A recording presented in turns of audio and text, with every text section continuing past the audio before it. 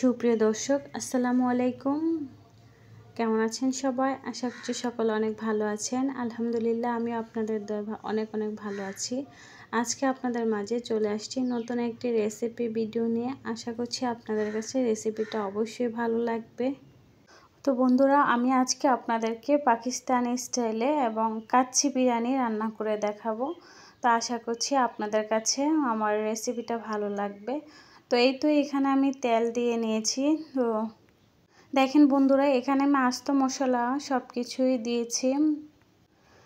Star মশলা, তারপর হচ্ছে লবঙ্গ, এলাচ, দারচিনি, তো এগুলা দিয়ে নিয়েছি। তো এখন আমি এখানে পেঁয়াজ কুচি দিয়ে দিব। তো বন্ধুরা, আপনারা কিন্তু দেখতেই পেয়েছেন আমি এখানে ঘি সহ দিয়েছি।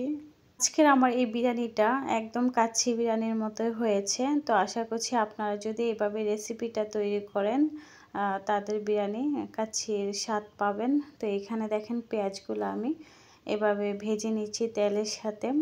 আর পেঁয়াজগুলো আমি একটু ব্রাউন কালার করে ভেজে নিব। তো এই যে দেখতে পাচ্ছেন বন্ধুরা, একটু কালার চলে আসছে। তো এই পর্যায়ে আমি এখানে আদা রসুন বাটা দিয়ে দিব। এই তো আমি আদা রসুন বাটা দিয়ে দিয়েছি। এখন আদা রসুন আর পেঁয়াজের সাথে আমি ভেজে নেব, যেন আদা আর রসুনের যে একটা কাঁচা গন্ধ আসে ওইটা চলে যাবে একটু ভেজে নেওয়ার পরে।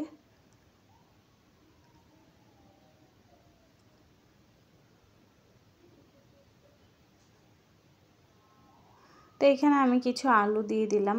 আলু দেওয়ার ইচ্ছে ছিল না, তারপরে সামনে ছিল, তো সে কারণে আলু দিয়ে দিলাম। আমি একটা আলুকে 4 টুকরা করে নিয়েছি। যদি মাঝখানে টুকরা করে দেওয়া যায় এটা সিদ্ধ হতে চায় না।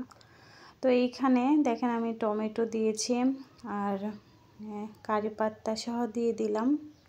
আর টমেটোটা দিলে একটু বিরিয়ানিটা একটু টক টক লাগে, ভালো লাগে, অনেক ভালো লাগে বিরিয়ানিটা। তো এই তো মানে একটা মশলা জাতীয় বিরিয়ানি হয় আর কি, ঝাল টক। তো আমি এটা কিন্তু একদম তেলের সাথেই ভেজে নেব। এই তো টমেটো, আলু এবং কি কাঁচা মরিচ। তো এইখানে দেখেন আমি টেস্টি সল্ট দিয়ে দিলাম। আর বিরিয়ানির মধ্যে টেস্টি সল্ট দিলে অনেক ভালো লাগে। আর এখানেও আমি আলু বোখারাও সহ দিয়ে দিলাম। তো এই তো টক দই তো অবশ্যই বিরিয়ানির মধ্যে দিতে হয়। তো এই তো আমি ভালোভাবে এই তো আমি কষিয়ে নিচ্ছি। আমি অনেকক্ষণ কষিয়ে নিব এটা। আর এই বিরিয়ানিটা সহজভাবেই রান্না করা যায়, এটা কোনো ঝামেলা ছাড়াই একদম কাচ্চি বিরিয়ানির মতোই স্বাদ হয়।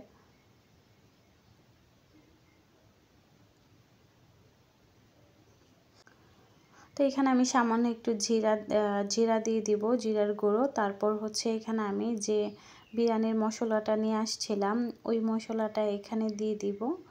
আর আমাদের বাংলাদেশীয় বিরিয়ানির মশলার প্যাকেট আছে, আপনারা ওইটাই দিবেন। আর আমি এখানে পাকিস্তানেরটা দিলাম। আমি বাইরে থেকে এটা কিনে নিয়ে আসি, এটা হাতে তৈরি করে দেয়। আর প্যাকেটেরটা আমার কাছে যেটা হাতে তৈরি করে দেয় এটার বিরিয়ানির ফ্লেভারটা অন্যরকম লাগে, অনেক ভালো লাগে। আর যেটা প্যাকেট থেকে ওইটা মানে একটা সুন্দর একটা আসে না। তো এই তো আমি এখানে চিকেনগুলো দিয়ে দিলাম। চিকেনগুলো কিন্তু আপনারা চাইলে ভেজেও দিতে পারেন। তো আমি এভাবেই দিয়ে দিলাম। আমি এই যে মশলার সাথে এটা চিকেনটাই কষিয়ে নিব। আর এটার সাথে সামান্য একটু পানি দিয়ে আমি চিকেনটা সিদ্ধ করে নেব। আর যেহেতু ফার্মের মুরগি তাড়াতাড়ি সিদ্ধ হয়ে যাবে।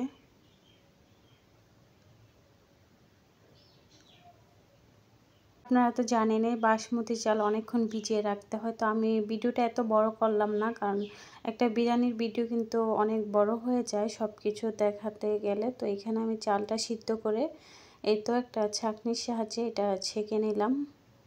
এখানে আমি কিন্তু এর মধ্যে সামান্যই পানি দিয়েছিলাম। এখন এটা কষানো হয়ে গিয়েছে, আমার চিকেনটাও সিদ্ধ হয়ে গিয়েছে। এখন এটা আমি 2 ভাগ করব চিকেনটাকে।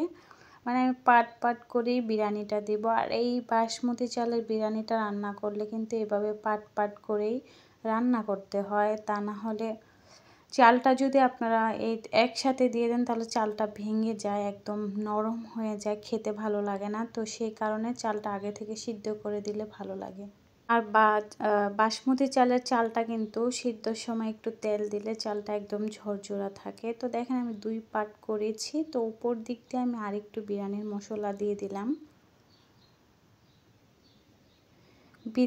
বিরিয়ানিটা কিন্তু অনেক ক্রিস্পি হবে, তো সেই কারণেই আমি আর মাশাআল্লাহ হয়েছে, যেহেতু আমি ভিডিওটা পরে আপলোড দিয়েছি। খেতে আলহামদুলিল্লাহ ভালো লেগেছে, একদম কাচ্চি বিরিয়ানির মতোই লেগেছে। আর এই তো আমি আরেক পার্ট দিয়ে দিলাম। দিয়ে আমি এটা কিন্তু দমে বসিয়ে রাখবো প্রায় আধা ঘন্টার মতো। আর আমি চালটা কিন্তু পুরাটা সিদ্ধ করে নেই, বাসমতি চালের কিছুটা অংশ আমি মানে 100% থেকে প্রায় 70% এরকম করে সিদ্ধ করেছিলাম, বাকিটা আমি দমেই সিদ্ধ করে নিব। আর এইখানে দেখেন একটু colour food, orange colour food দিয়ে দিলাম। এই তো আমি এখন দমে বসিয়ে দিলাম এটা। তো আপনাদের মাঝে আমি প্রায় 30 মিনিট পর আসছি। তো এখানে আমি এই যে পেঁয়াজের বেরেস্তা দিয়ে দিচ্ছি। আর পেঁয়াজের বেরেস্তা দিলে কিন্তু বিরিয়ানির স্বাদটা অন্যরকম লাগে। তো এই তো বন্ধুরা দেখেন আমি পেঁয়াজের বেরেস্তাটা দিয়ে আমি একটু সামান্য এক সাইড দিয়ে উল্টিয়ে নিব, যেন নিচে দিয়ে লেগে না যায়। দেখেন কত সুন্দর হয়েছে, মাশাআল্লাহ আলহামদুলিল্লাহ। খেতেও কিন্তু অনেক ভালো লেগেছে। তো এই তো এই কাচ্চি বিরিয়ানি রেসিপিটা আপনাদের কাছে কেমন লেগেছে অবশ্যই কমেন্ট করতে জানাবেন। আর যদি ভালো লেগে থাকে তাহলে আমার চ্যানেলটা সাবস্ক্রাইব করতে পারেন, পাশে থাকা বেল আইকনটা অন করে রাখবেন, যেন ভিডিও ছাড়ার সাথে সাথে নোটিফিকেশন আপনাদের কাছে সবার আগে চলে যায়। আমাদের এখানে মাঝে মধ্যেই বিরিয়ানি পাকানো হয়, কারণ যেহেতু বিরিয়ানির দেশে থাকি, পাকিস্তানি, তো এখানে সেখানে বেশি বিরিয়ানি বিক্রি করা হয়। রোজার 1 মাস আর বিরিয়ানি পাকানো হবে না, কারণ বিরিয়ানি খেলে কিন্তু পানি পিপাসাটা একটু বেশি লাগে। তো সেই কারণে আজকে মানে রোজার আগে একদিন পাকানো হলো আর কি। তো পাকিয়ে আপনাদেরকে দেখালাম। তো এই তো আপনাদেরকে বেড়ে দেখাচ্ছি কতটুক কেমন কালার কেমন হয়েছে। দেখেন সব দিক দিয়ে পারফেক্ট হয়েছে, চালটাও কিন্তু ভেঙে যায় নাই।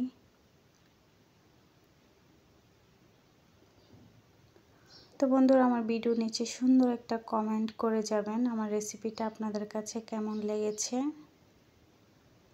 আর যারা যারা এতক্ষণ পর্যন্ত ধৈর্য সহকারে আমার বিরিয়ানির রেসিপিটা দেখেছেন সবাইকে অসংখ্য ধন্যবাদ।